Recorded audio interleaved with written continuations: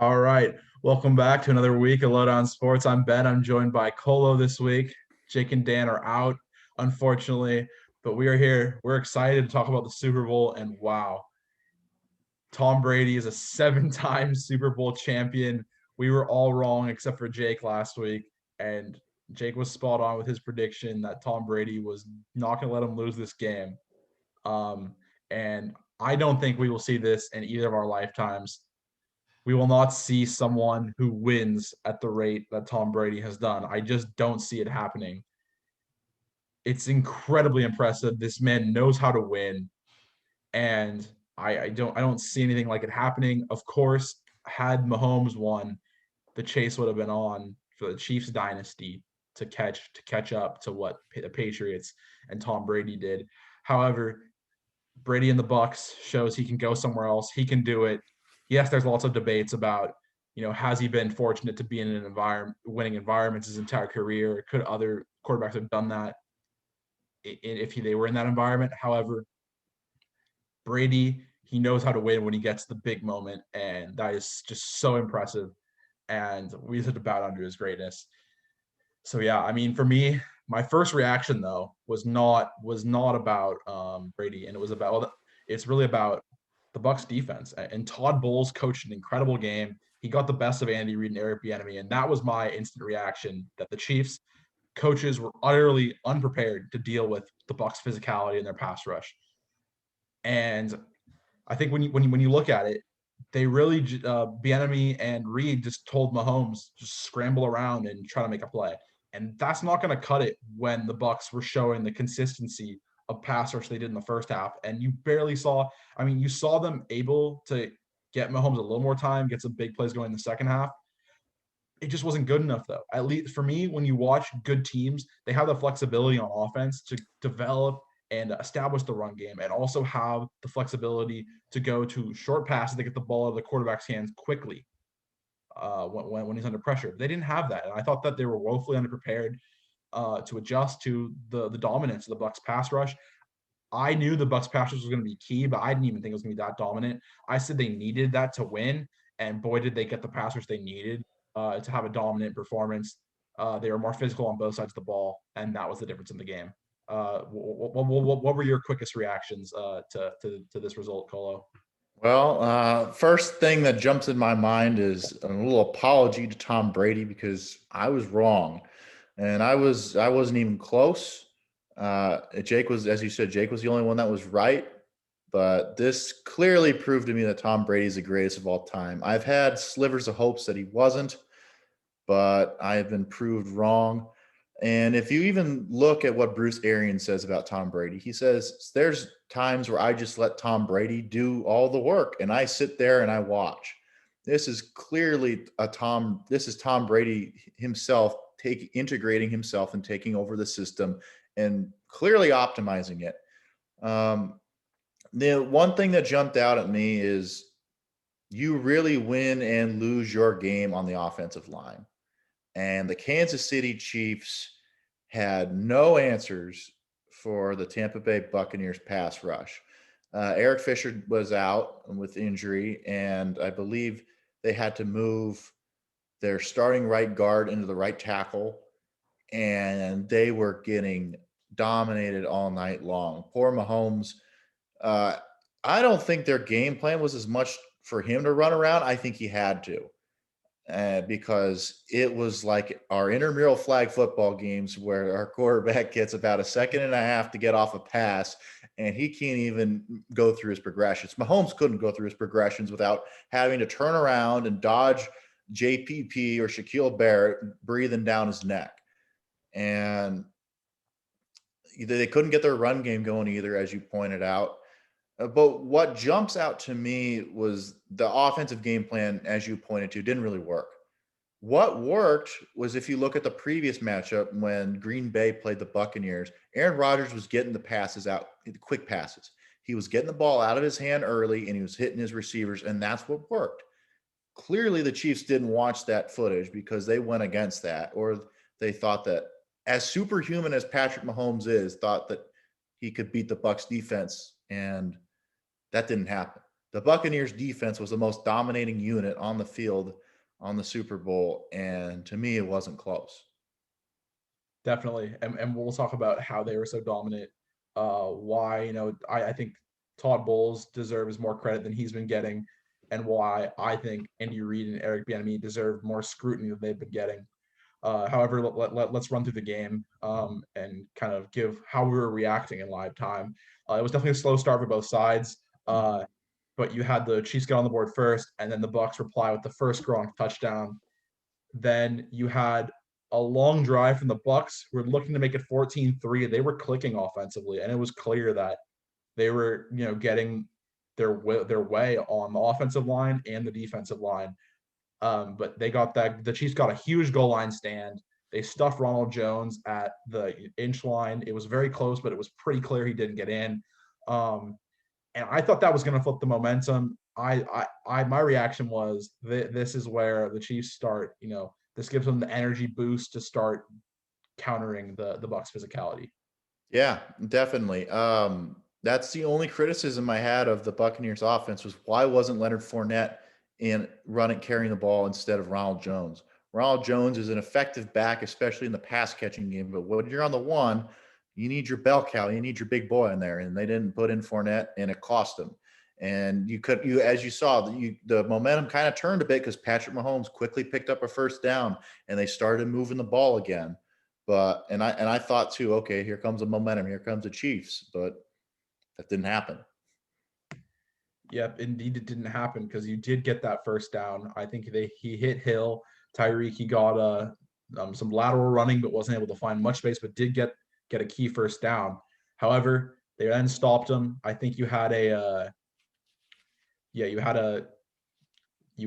shanked punt at that point, which was really huge because it gave the Horrible Bucs punt.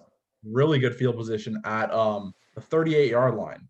It was a horrible punt. And though that miscue, I think the inability of the Chiefs to take advantage of the potential momentum flip, and then the shank punt kind of put the momentum right back in for the Bucs. And then you had the 17-yard touchdown pass to Gronk from the Bucs, and that was a strike from Brady. I think the arm strength was definitely impressive. It speaks to his longevity to hit that pinpoint throw when you have other legends like Drew Brees. You've seen his arm strength has kind of fallen off, but just a testament to Tom Brady and Gronk, he's also embraced the TB12 method and the TB12 diet. And he's gotten back to his best, and he saved his best for the Super Bowl, which was very impressive. This drive did have that borderline defensive holding penalty that gave them a first down, or was that was where it was intercepted by Tyrann Mathieu. Yeah, And I thought that was ticky tacky for I thought sure. that was ticky tack. I would have liked to let it go. We can Yeah. talk about the refs in a little bit. I don't think the Chiefs have a ton of complaints. He did grab a tiny bit, but it was definitely a very influential call. hmm yeah, I would have liked to seen that play out. I didn't think a flag should have been thrown there, but at the same time, I wasn't completely against it. Um, Definitely borderline. I mean, I think that it should have not been called, and that definitely has a huge impact on the game. However, I mean, as a few calls did early on, however, it was clear the better team won. So oh yeah, then I question the Chiefs' preparedness for this game because definitely, you talk about the punt. Um, One thing that we haven't really touched on that I want to make a point of, I'm not sure if it's in the notes, but the receiver drops. yeah, The wide receivers and Travis Kelce included had a big drop on third down. Um, it was like they haven't seen a football before. I can't remember if it was Hill or Kelsey that Mahomes was on his back, sidearm that was contorted, flipped that. that was Darrell Williams, I think. That was Yeah, yeah, so I hit mentioned Darrell that one. Williams So yeah, straight in the they're face mask. see It was it. it was bizarre. Like they didn't look prepared. They were making mistakes they shouldn't have made. And then another thing I thought that was a major coaching mistake. I thought was over aggressive on the next drive. The Chiefs had a long drive, got a field goal. The Bucs get the ball back at 14-6. And the Chiefs used two timeouts trying to get the ball back with a little under a minute left when it was, third and medium distance or maybe third and 10. And It then was like 3rd and 8 or something, I third and thought. eight, something like that. And then they get a first down. they get the Mike Evans pass interference play, and boom, they're down in the red zone. I didn't like that call either. Are you talking about the Mike Evans in the end zone? No, the Mike Evans long pass interference. Oh, you're right. Okay, never mind. That was definitely pass interference. It was borderline because it was almost his feet getting tangled, but I thought that, I mean, he did bring him down Oh, yeah. with a, I mean, it was going to be closer than what he could get out. It was slightly overthrown, but I think it was definitely catchable, especially Yes, considering that it's a one pretty was a good liberal call. definition of uncatchable. So I think that was the right call. And then you had then the really controversial play, which is where Tyrann Mathieu was called for that end zone pass interference. How'd you feel about that one? I did not like that call. I thought that pass was uncatchable. Yeah, I I agree. didn't think that should not have been called. I thought that was a bad call. But yeah, the Chiefs had a right. Chiefs fans had a right to be mad about that play, but as you said, it didn't affect the outcome of the game. Yeah. The However, I better mean, team clearly won. it's a 7-point swing on the defensive holding early on, and then on this one, this could have been maybe a field goal instead of a touchdown had that not been called. So it definitely Right. makes a difference, and I see why Chris Jones was the only one who really complained after the game. I see why, but I mean, it was such a wide score line that you come off as a bit of a sore loser. But then Brady hit Antonio Brown. But yeah, in the moment when you're amped up, especially for the Super Bowl, when you're in the moment and you really feel like that's not a call or that's not a penalty gets thrown, that anger is going to carry over a little bit. So I get it, but yeah, that intensity should have dropped down as the game progressed. But as your point. But then right at the end of the half, you saw after the consequential pass interference in the end zone, Brady hit AB. He went straight to Tyrann Mathieu to talk some smack, said, I told you I was coming for you. And, some things were said, words were exchanged, and Brady actually texted Mathieu after the game to apologize.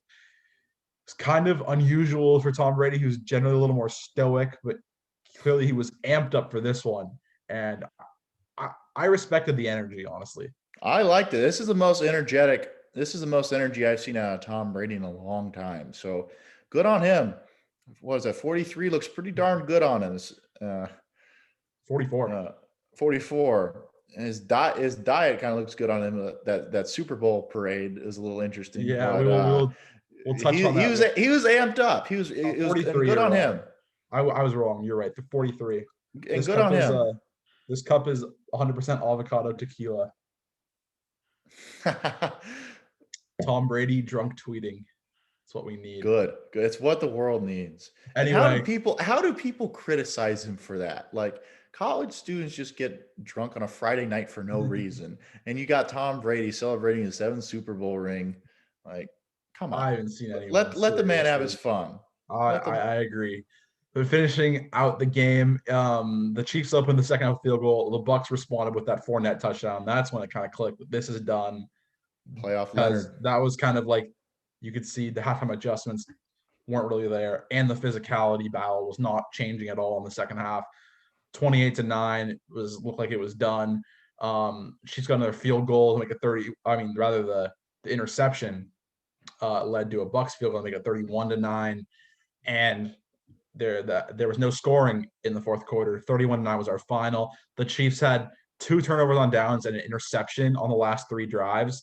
And the first one had that circus throw where he was like horizontal and slinged it, and it went right through the hands, hit the face mask of Darrell Williams. And I mean, it really is not like the Chiefs can't have any complaints, but a couple calls go their way and they convert on 1 or 2 of these drives, and we could have had a close game on our hands because the Chiefs finally did get some drives going in late in the second half, but too little, too late. Too little, too late, and they couldn't convert on their drives. So credit to the Bucs defense for being absolutely dominant in the pass rush. It was a very much a bend don't break in the second half because they were able to give up some drives sometimes, but they were able to get a big sack on second or third down a lot of the time, and that led to a third and long or fourth and long. I heard a statistic. Guess what percent of defensive play calls the Bucs blitzed on? What percent? What do you think? It was really low. That's correct, but how low? 5%. They said under 10, slightly less than 10. So the Bucs were getting there. We're putting pressure on Mahomes all night with just 4.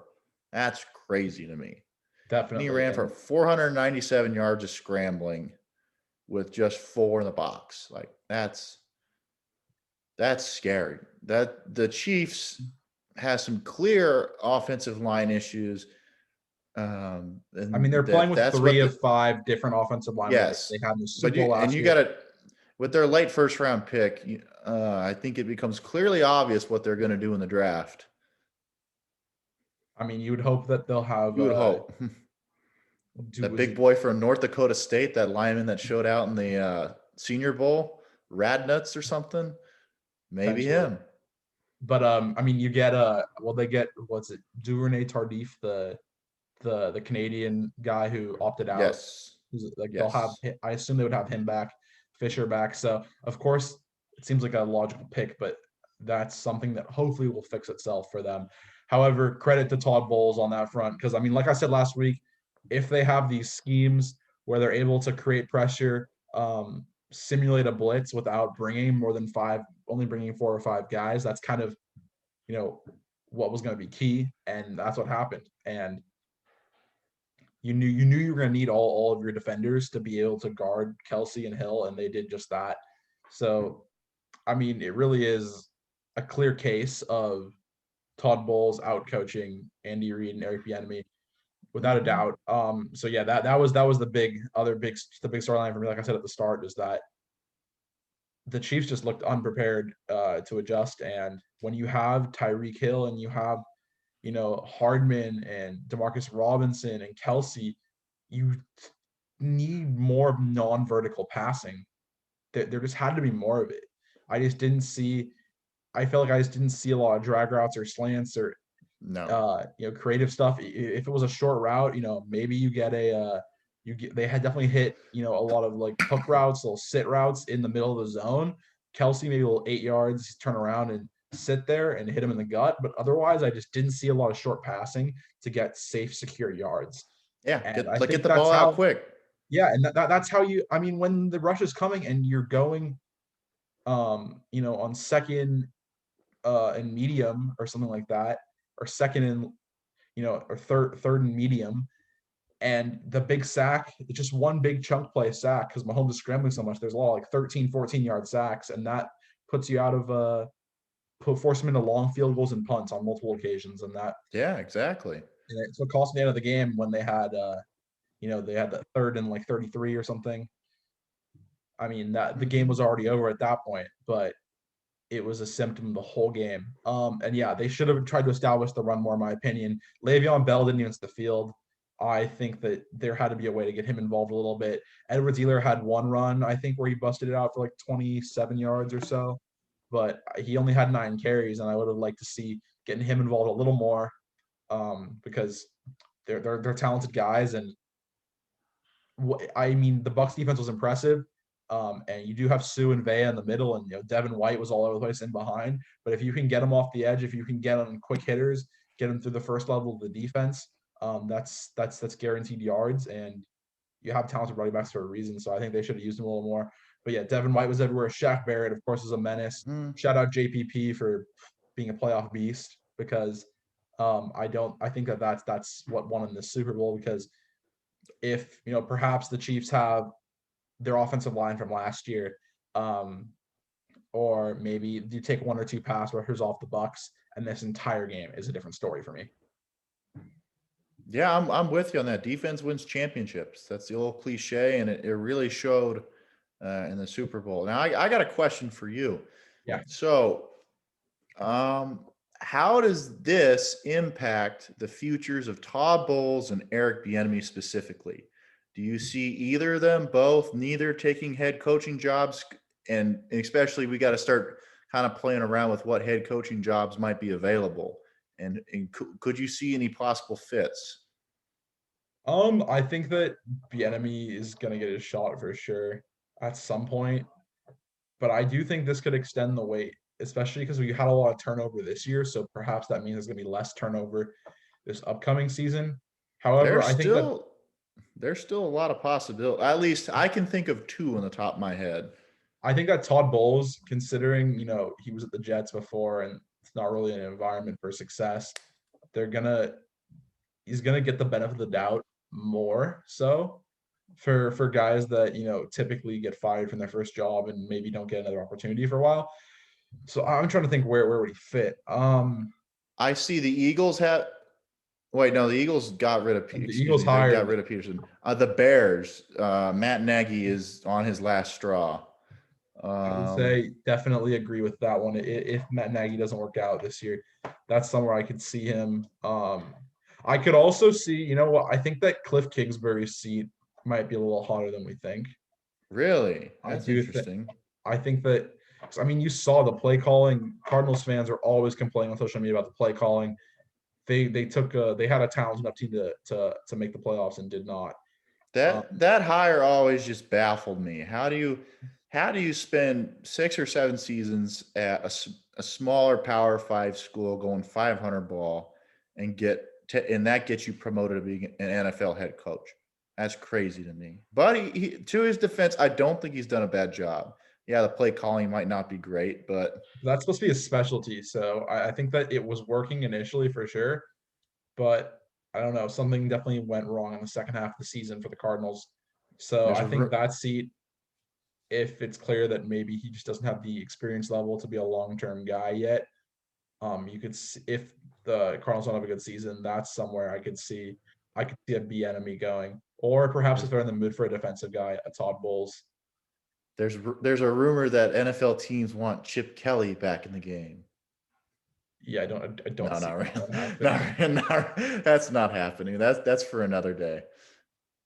Yeah. Anyway, well, the Bucs were sure having a good time with their boat parade. Came Yeah, highly yeah, had a lot of recommended. fun. Came very recommended from the Tampa Bay Lightning. When they had it, and they were a few innings away from 3 titles.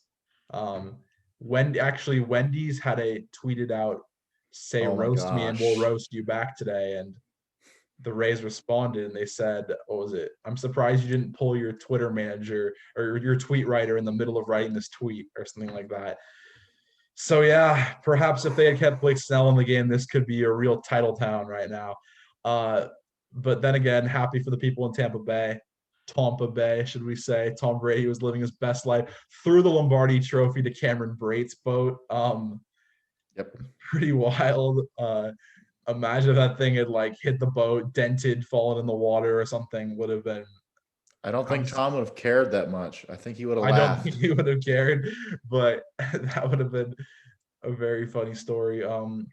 Yeah, walking off the boat, stumbling to drunk tweeting about how he had the little avocado tequila, definitely living his best life, and Huge for the avocado tequila brand for the definitely, fan base. absolutely. I wouldn't put it past him It, to not be joking. it makes me want to go out and I'll look for some. Now, I'm curious. Anyway, Not much of a tequila guy, but I'm curious.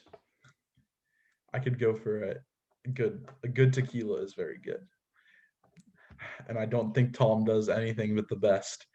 However, what an interesting person, I'd say. He came to the NFL as a very average college quarterback and obviously not Yep. athletic. You see his combine photos, you see him running the 40-yard dash. Yet now he's someone in who wants to play, into his mid 40s.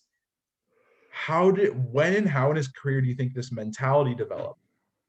And this TV-12 method, how did he become this? Because when he comes into the league, he doesn't look that much older than he did when he was 22 years old, and he had his like moppy hair and like not that very average looking dude.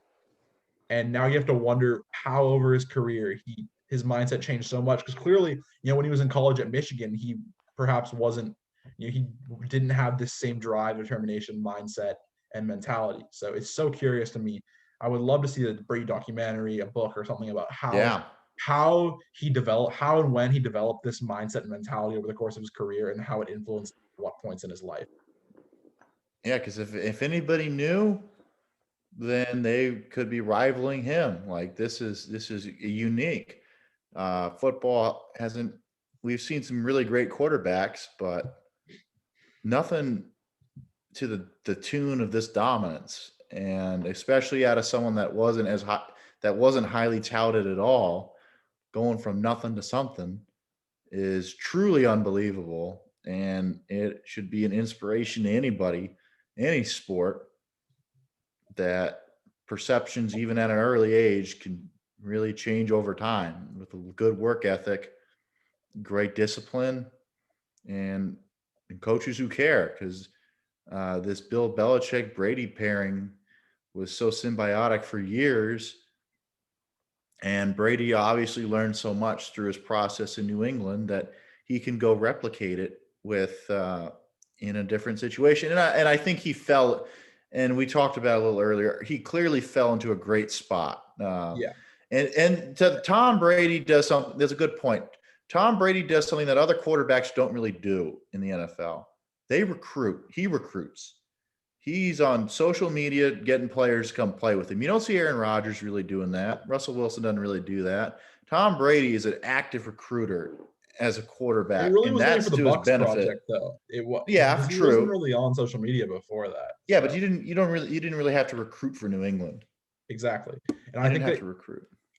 there might be. I'm curious how much credit he gives to the Patriots and how Yeah, they and that something else. Maybe it was just the perfect mix where Bill and Kraft kind of like they switch flicked or something, and everything fell into place, and all of a sudden he knew what it took to be a professional, and the Patriots showed him how to win, and then he turned that winning mentality into his own, personal yeah. just ability to just win when he wants. However, I think that we're talking about that, but how do you feel about the arguments that if you stick other quarterbacks in the situation he's been in, you win? Because you'll hear all the time Tom Brady's assistant quarterback, albeit jokingly sometimes, most of the time. But a lot of Oh, people will say if you stick Peyton Manning or Aaron Rodgers in those situations, they win as many titles. I mean, obviously Peyton Manning was number one overall pick out of college, much more of a pure arm talent I love prospect. Peyton Manning. I love some good Uh, Peyton Manning, but he did not come up in clutch time like Brady but did. And he definitely I had will say, Brady had more talent over time consistently, but Manning had some talented teams that did not win a Super Bowl. So how do you feel about those arguments that, if you stick someone else there, they could have done it too? I think they're tough arguments. I think that there are some quarterbacks who I think could replicate the success that Tom Brady had on the teams that Tom Brady has been in, um, because I think it requires a certain level of intelligence and a certain level of arm talent that only a few quarterbacks had. So if you put, to me personally, if you put Peyton Manning in Tom Brady's system, I think Peyton does nearly just as well. Joe Montana, only a few quarterbacks, Aaron Rodgers, because I think all of those players have had significantly worse teams that they've carried. Yeah. The Rodgers with his Super Bowl win in 2011, he carried a wild card team all the way to a A Super lot of Bowl title. mhm. Peyton Manning never had an offensive line. He had Marvin Harrison, great receivers, but they didn't have their defense wasn't scary. Their offensive line certainly wasn't very good. One time they had So, the Super but it's Bowl, wasn't their defense was they had Dwight Freeney and Robert Mathis. Mathis. Yeah, that was a younger Mathis. You're right. That was a younger Mathis. But yeah, they Um, definitely didn't have the consistent presence on the defense that the Patriots have had. So I but definitely but yeah, it is still very hard. That's my personal opinion. But if you want to argue the flip side of the coin, I'll buy it too. Honestly, I just um, to me, I always had as I said, a sliver of hope that Tom Brady isn't the greatest of all time. But when you go and you restart from the ground up again on a new franchise after you've dominated for so long, and you do it again, and if in with the most dominant fashion too, then absolutely. it becomes clear. Yeah, definitely agree. And definitely agree that's a tough question. For me, I think that if you just look at the way Brady elevates his game in the playoffs, you look at his stats, because a lot of his early season career, he was passing rating in the regular season was like in the 80s, but then he was hitting 100 passer rating in the playoff stats. So it's really clear that I think he knew how to carry teams.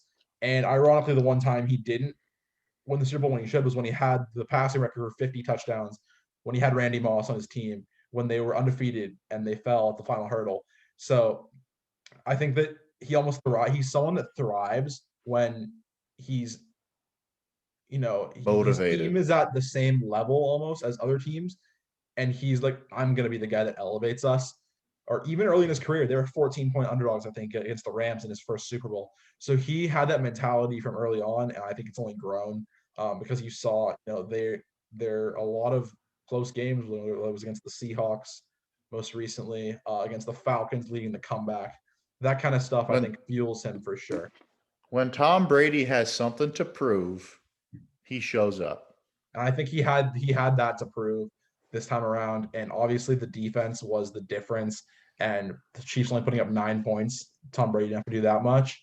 But their offensive efficiency in the first half to put up 21 points and what probably should have been 28. I think if you hand the ball to Fournette instead of Exactly. Jones, he gets that extra 1 foot to get in the end zone, perhaps.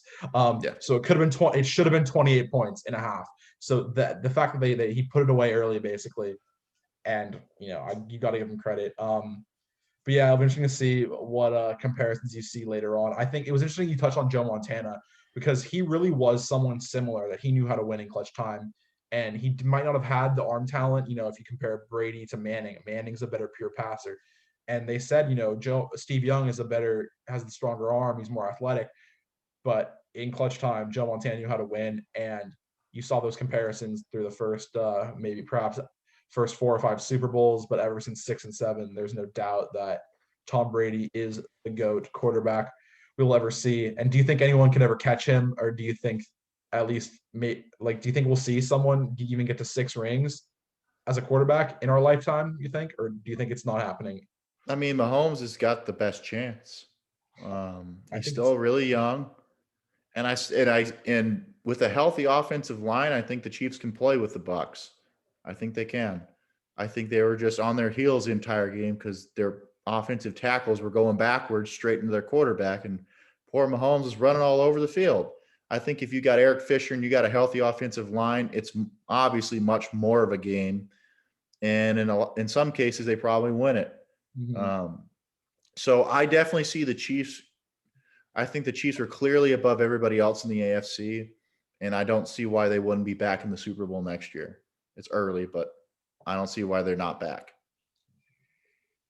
I think Unless so. unless unless something huge happens in the offseason, of course. Yeah, I think so. I think that if I think Mahomes is just such a pure talent that he was the only one like I could see with a shot, maybe even in the next few decades. But I mean, you think about Peyton Manning only won Super Bowl. Dan Marino did not win a Super Bowl. John Elway, how many did he win? Two? And he I didn't win think until he was so. old in his career. Like, these are incredible quarterbacks that They were the are. best of their time. Jim Kelly, of course, got there 4 times and lost. Um, Steve Young only won one. So it takes a lot. And it's Rodgers and Bree. Tom yeah, Brady has many Super Bowl wins as Breeze and Rodgers in the NFC. That's crazy to me because they're Breeze, both throw together Breeze, Rodgers, and Peyton Manning, and they can't touch him. those are That's quite big the part of my stat. top 5 quarterbacks of all time. All three of them are in there. Mahomes or not Mahomes, Montana, Manning, those three, and Brady Yeah. is heads above all of them in terms of Super Bowl dominance. And as I said, Mahomes is the best chance, but I definitely don't see that happening. Yeah, we'll see. Before we move on, do you think could he do it again? Do you think the Bucs have another one in them in the next year or two? Yeah, yeah, they definitely do. I would not be surprised if it's a rematch. That's what we said last year. And then the 49ers got crippled by injuries. The NFC is definitely going to be open. It's going to be in the AFC, of But we course. said that before, knowing that Tom Brady was assembling an all-star team, Yeah, absolutely. and with this all-star team, barring injuries, I don't see a reason why they're not back. Unless, as we said, Tom Brady doesn't think he has anything to prove anymore. He loses that chip on his shoulder. They maybe blow a game. Aaron Rodgers could be pretty darn hungry. He's been to 3 straight NFC Championship games and lost all 3. I Yeah. can tell you that man's hungry. And the Packers need to get this man some help. They need to get this man There's some no help. doubt. And so I personally would like to see the Packers, because I think Rodgers deserves another one at least. And that's coming from me as a Bears fan. I think you're gonna see. I think it's definitely gonna be defined in the NFC by a lot of transactions and free agency and I want to see a carousel. I want to see some quarterback movement. turnover. Whereas in the AFC, I think you're looking at the same teams contenders again next year. But I think the NFC is going to be much more defined by roster moves. But yeah, Interesting take. We will talk about some more NFL offseason news as we head towards the draft, of course. But of course, football season is now over. Football is biggest focus here, probably. We definitely want to touch on some UCLA basketball too, and college basketball in general before we wrap up. UCLA is tipping off in about half an hour against Washington State, coming off of an undermanned loss, 66-48 to USC. We talked all last show about how do we address the Mobley twins. Do we go to a two big man look with Riley and Hill? Lo and behold, they're both out. Riley will play tonight after missing one game with an ankle injury. Jalen Hill, it appears, is having some personal problems. We wish him the best. Hopefully he starts feeling better. But yeah, he's got to take care of himself, and we will be without one of our defensive presence. Definitely an important player. However, Mac Etienne emerged as the best surprise of that USC performance. He had 8 points, 5 boards, 2 blocks, having defended a 7-foot long and athletic Evan Mobley. A top 5 pick, Evan Mobley. Absolutely. And he really played well. He showed good post moves for someone, who would be a senior in high school right now. So that's one thing to look to, is see how much playing time he gets with Cody Riley coming back. Kenny Nwuba definitely does not look like a player that really should be seeing minutes on the court. He did have a few I good think that blocks, gives him, though, but I was going to say, offensively, he's just so limited. Offensively, he's like Jake Rich on the intramural basketball court. he is all about defense, and there is zero offensive capabilities with Kenneth Nwuba. He had an offensive rebound and had one of the worst putback attempts I've seen, point blank. He got out on the 3-point line to set a pick and hand the ball off, and he had one of the most obvious travels I've seen. Kenneth, but I do buy there's defensive potential with him. There is, but there's nothing offensively. Mac was a very nice surprise. He was athletic. He was moving around. He's agile. A couple of times he turned it over because his post moves. He's got nice footwork, but his body clearly wasn't together. He was going up and he didn't have the ball with him a couple times and lost it out of bounds. So he just needs to get his hands on her. And that could have been anything. That could have been jitters. That could have been nervousness. But Mac, he blocked Evan Mobley twice. And they listed him at 6'10", but he really looked more like 6'9" to me. And he looked kind of lanky. He definitely looks like he isn't ready in terms of from a physical standpoint. He looks like he can gain about 20 pounds. 20 pounds would do really well for him. But he clearly at this point with Jalen Hill, and from what I've heard about Jalen Hill, it has nothing to do with lack of playing time. It's more, as Mick has kind of alluded to, he needs to get himself right, so we wish him the best. It looks like Mac's going to get a lot of minutes as a backup center now for the time being, and I've got no problem with that. I'm actually excited. I think he showed me some defensive potential that I really wasn't expecting. And he looks like a capable college player that, as you said, should be a senior in high school. And I really think that in terms of the USC game, it was kind of hopeless. Johnny Juzang has been driving me crazy all season long, and he continued to do so in the USC game. 21 shots, unless you're hitting 50% of them, is inexcusable to throw up. He made 5 of them. He went 5 for 21. That's inexcusable to me. Yeah, it's almost like he feels like he can shoot whenever he wants ever since that one exciting performance he had against Stanford. So There was It's there was there was one shot where it was him against 3 USC defenders on a fast break, and Evan Mobley was one of them. He gets into the post, dribbles as if he's waiting for someone to cut, doesn't see it, and he tries to do a post hook over Mobley, and of course he blocks it. Like, are you kidding me? yeah, the shot selection was awful.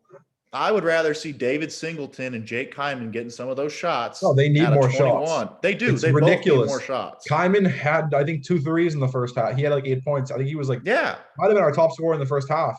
And He's I'm only like, we need to find a way to get our shooters involved because without the length and shot creation ability of Chris Smith that we lost, we need Jules to step up and Jaime to step up more and create space by driving the lane and kicking out because we haven't been doing that. And when we do that, it's clear we get more open looks for Dave and for Kyman, who both have been shooting pretty well recently. surprisingly, who besides Tiger Campbell, I think the second best driver on this team is actually Juzang. The problem is Juzang doesn't pass. Exactly. He's not a good passer. If he learned the pass, because he actually But can drive the lane, and that's why he's taking a lot of shots, is because he can create a decent look from around the elbow. Yeah, he creates good looks. However, and so it's not been his good. usage rate is just Exactly.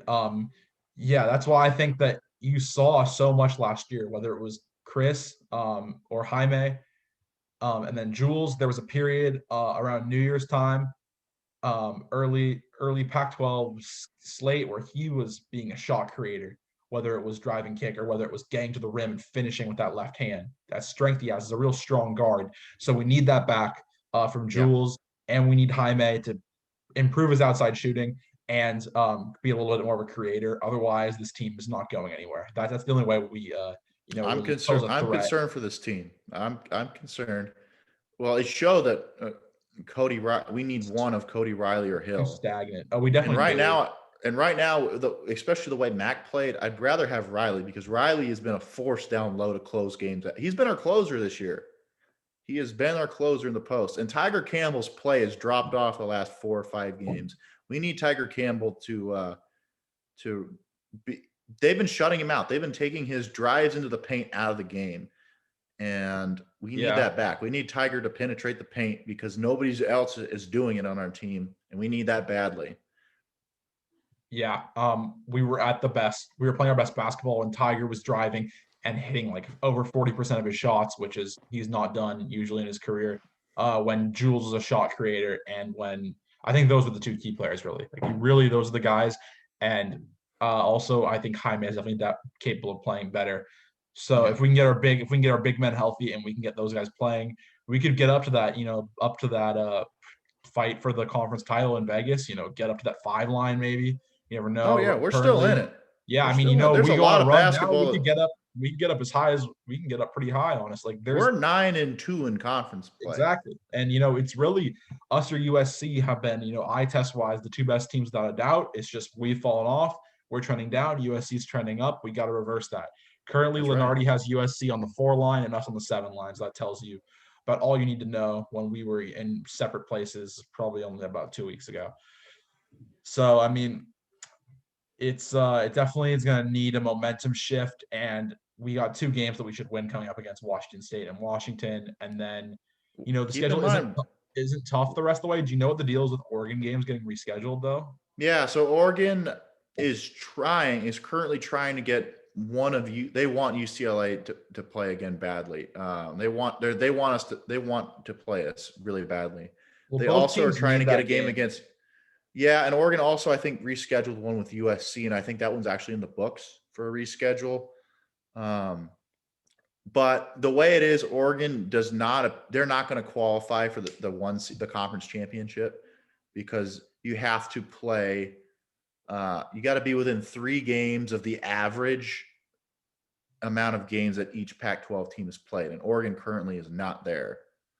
But they need to get there. I mean, really, they're going to try. It's about the resume, though, because their resume, they beat Alabama. No, they didn't. No, they beat Missouri. They lost to Missouri. They're currently on the last. They're currently the last, second to last team in. Yeah, I think that was too big of a drop. But I think they just need to play a couple more games to get a better. Yeah. Stanford is the fourth to last team in. They're on the 11 line playing game against UConn. So the Pac-12 currently has 5 teams in, but it could end up going down to 3 or 4 in a worst case scenario. I think you definitely could. I think the current 5 should get in. Does Arizona have a shot, or are they? Arizona's banned from. They did a Oh, self. of course they still can. They're banned from the postseason. Otherwise, they would be in. Yeah, because I forgot. I did know that. But yeah, I Arizona mean State fell off. the Pac-12 could definitely shoot up in their seedings, or they could go down. So it's definitely a state of flux for us right now. USC looks like they have the highest ceiling with the amount of talent they have. Um, but yeah, I think we should be getting 2 wins hopefully, and then it's the Arizona schools after, and then we have the mountain schools, I think, Yeah. Late and then we February is have the Mount. USC. So it's Yeah, really games that we should win mostly. Um, the mountains are Arizona's tough. The Arizona's going to mountains be are always tough. tough. Mountain schools will be tough, but I mean, we should beat Utah for sure. Utah's not bad. I guess the Utah's way a we've been, team that's good enough to upset someone, but they're not a tourney team. They've beaten Colorado this year. I think they beat Oregon. They're not bad. Timmy Allen is going to be a first team Pac-12 caliber player. And they get a lot out of Rylan Jones and the big Finnish guy, Jantanen, who wears yes, goggles. that's true. Utah's not bad. Colorado's a tough team. They dominated Stanford today. And they're a tourney team. McKinley, I've said that McKinley Wright is the best player in the conference. He should be the conference player of the year. Him or Oscar Da Silva. But people are going to want to hype up Mobley, and they'll probably give it to Mobley for him being such a dominant freshman, which I could see. But Yeah, I I can really see think the that most for sure. underrated best player is McKinley Wright. I think so. I think that I thought he would have a good shot with Arizona State struggles and Remy Martin not being at the same level, but Now, he's who I thought was the most overrated player. really, I I thought mean, Remy he Martin was really carried extremely them overrated. in our games last year. But I could see Arizona State was primed to not have a good season because they were really over They got no dependent on their bigs. guards. They got Who do they yeah, got? Who do they have to rebound? Nobody. exactly. They're They've over got no dependent on rebounders. their guards. They're really a streaky type of team that relies on a lot of almost undisciplined basketball. Bobby Hurley is not cutting it over there, so we'll see what happens with them. And But yeah, that brings a good point. If UCLA doesn't start recruiting a big man, they might fall into that kind of problem in a year or two.